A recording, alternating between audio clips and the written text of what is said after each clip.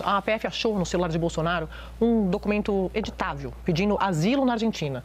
Para os investigadores, Bolsonaro articulava uma fuga para o país vizinho. Hoje mais cedo eu conversei com o advogado do ex-presidente, o Paulo Cunha Bueno, que disse que Bolsonaro de fato recebeu propostas, várias propostas, essa inclusive em fevereiro de 2024, mas que Bolsonaro descartou a ideia. Essa história está lá no meu blog. O Otávio Guedes que vai girar isso para mim? Quem é que vai agradecer aqui? Ah, tá com você, né? Meu sonho era você colocar o Guedinho. Guedinho... Foi aí? Foi aí, como se ele tivesse. Olha lá. Ai, gente. Guedinho de volta das férias. Saudade de você, meu amigo. Isso aí. Ó, advogado Paulo Cunha Bueno disse ao blog que o ex-presidente Bolsonaro recebia, abre aspas, todo tipo de sugestão e que o pedido de asilo na Argentina, esse que foi encontrado pela PF, foi uma dessas. Aí eu perguntei, mas quem enviou? Ele não soube precisar de quem foi a sugestão. O que ele disse foi que a sugestão ocorreu em fevereiro de 24 e que foi descartada pelo ex-presidente. Aí tem a aspa dele aqui, ele diz assim, ó, muita gente mandava muita coisa para ele, todo tipo de sugestão. Alguém mandou para ele o pedido de asilo em fevereiro de 24 e ele podia ter ido, mas não foi. Ele não quis. Não estava em prisão domiciliar, nem tinha tornozeleira. Ele teria condições de se evadir e não se evadiu. Segundo os investigadores, esse documento, esse arquivo editável, sem data nem assinatura, em que se pedia asilo em caráter de urgência, seria um motivo apontado aí pela polícia para dizer que o Bolsonaro estava planejando fuga. Então, assim... meus amigos, vamos acompanhar aí essa mídia nojenta da Globo. É impressionante, você vê aí o deboche que eles... Olha, você vê o deboche na cara deles quando se fala do presidente Jair Bolsonaro. A forma que eles atacam o presidente Jair Bolsonaro, o Eduardo Bolsonaro. Vamos acompanhar aí a reação, onde teve algumas operações. O Silas Malafaia foi alvo de uma operação. A perseguição não é somente agora na direita brasileira, mas também em líderes religiosos. O Alexandre de Moraes está perseguindo todo mundo que tem coragem de abrir a boca para criticar o ministro Alexandre de Moraes, criticar as atrocidades jurídicas que vem acontecendo no Brasil. Vamos continuar acompanhando aí, assim, é impressionante. Vocês, assim, de observar, dá nojo de observar essa mídia aí. Essa mídia nojenta da Globo. Vamos continuar acompanhando. Já queria pedir, se você está assistindo, já deixa aqui o seu like, galera. É importante você deixar o seu like aqui, se inscrever no canal se você não for inscrito. E vamos continuar acompanhando esse vídeo. Otávio, não é a primeira vez que a gente vê a polícia... Na verdade, isso faz parte dessa construção da investigação para mostrar que Bolsonaro buscava saídas para evitar a aplicação da lei penal. Boa tarde para você, seja bem-vindo. Ele literalmente buscava saídas, né? A Argentina era uma delas, assim como foi a embaixada da Hungria. Então, é claro que estava no cardápio do Bolsonaro essa opção de fugir, para não responder o processo. Agora, é fato também que ele não fugiu. É fato também que fugir não é crime. Se você foge da cadeia sem violência, cava um túnel, pula o muro, você não é processado por isso. Então, o importante nessa história é você entender o contexto de alguém que estava tentando... Porque essa investigação é sobre coação internacional. Coação, aliás, que se dá no plano internacional. Eu, particularmente, não entendi por que a Polícia Federal considerou relevante esse documento, já que o asilo não foi pedido, já que não foi concedido, e o réu está no Brasil com cautelares cumprindo ali as determinações. No entanto, esse inquérito, o que mostra, de uma certa maneira, é o nível de pobreza das articulações, de pensamento, mostra um país preso a uma trama de filme B. De filme B, não B de Bolsonaro. Filme B, como se chama ali, um filme mal feito, com personagens toscos, muito palavrão, muita...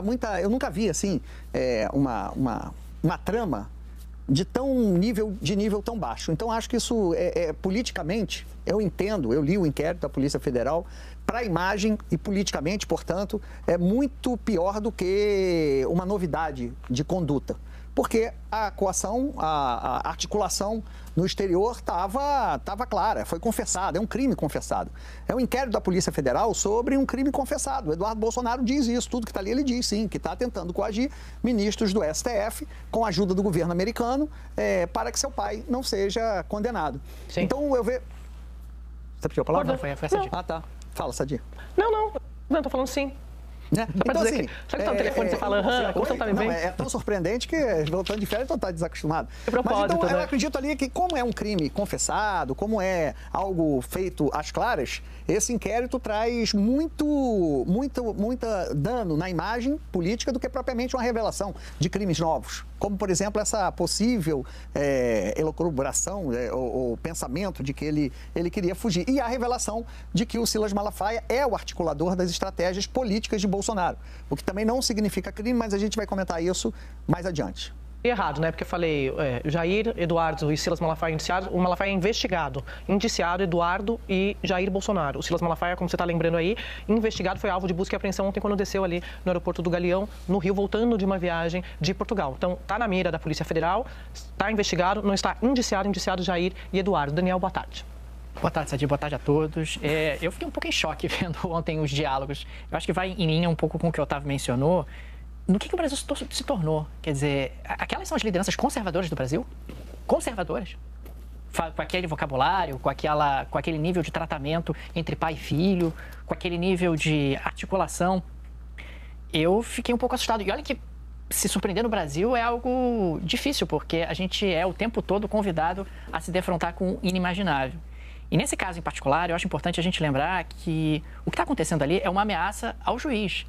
Imagina, se meu pai está sendo investigado por um juiz, vai ser julgado por um juiz, se eu ameaço o juiz, eu vou preso. Não é algo diferente do que aconteceria com qualquer outra pessoa. Isso é muito sério, quer dizer, o Brasil, ele ultrapassou uma série de balizas absolutamente perigosas.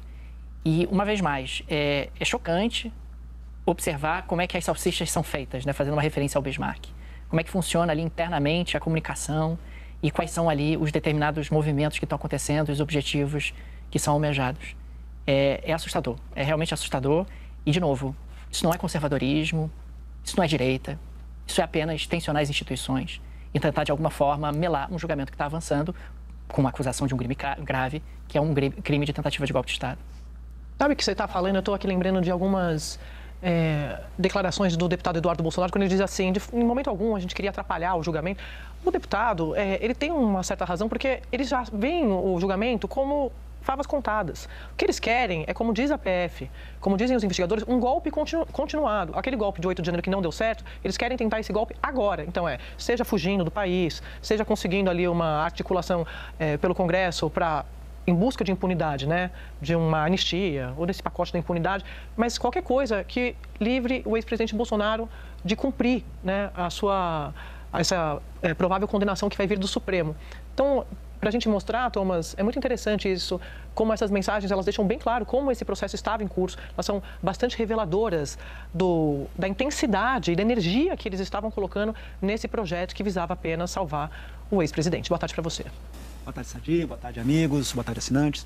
Eu acho que as mensagens elas têm várias nuances, né? Eu acho que a primeira, como o Otávio e o Daniel colocaram, é o baixo nível e literalmente a linguagem de vestiário de time de futebol que tanto o Eduardo quanto o pastor Silas Malafaia quanto o ex-presidente Jair Bolsonaro se tratam durante esse processo.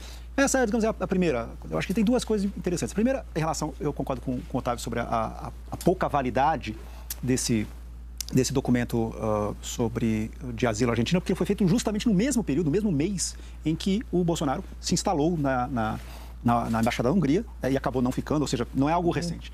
O que é recente e que é importante são, por exemplo, vamos lá, a mensagem do general, ex-candidato a vice-presidente, que no meio do processo fala, eu estou usando esse novo celular aqui, se quiser falar comigo. Quer dizer, o Braga Neto se coloca dentro do processo, mostrando que estava claramente descumprindo a ordem de comunicação.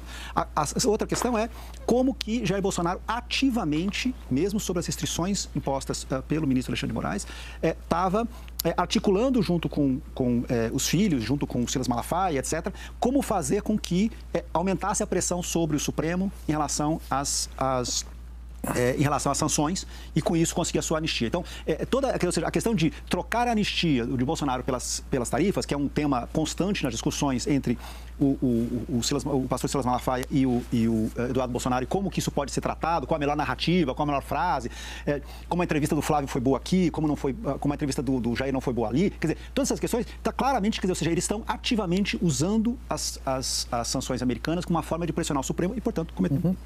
Agora, por fim, desculpa.